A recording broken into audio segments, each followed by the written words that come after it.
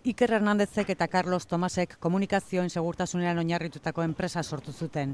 Ingenieriak dira biak, baina badute beste zerbait amankomunean.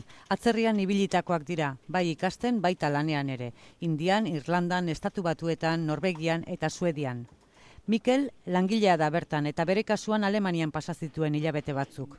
Hirurek argi dute horrelako esperientziak oso positiboak direla. Dudik gabe. Animatu gunun, ze azkenen hemen bazare, sofan etzan da, etzare guztua, nik uste. Enpresek gero eta gehiago estimatzen dutela hautagaiek lanerako duten jarrera eta bizi esperientzia dio Iker Hernandezek.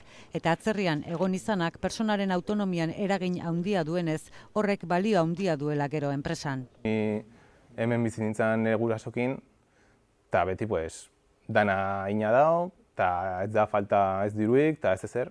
Eta han zuk bila barzu lana, eta etxean kontuk, dana garbitu. Lan zehatz bat ziurtatua izan arte itxaron gabe, atzerrira joateko beldurrik ez dela eduki behar diote.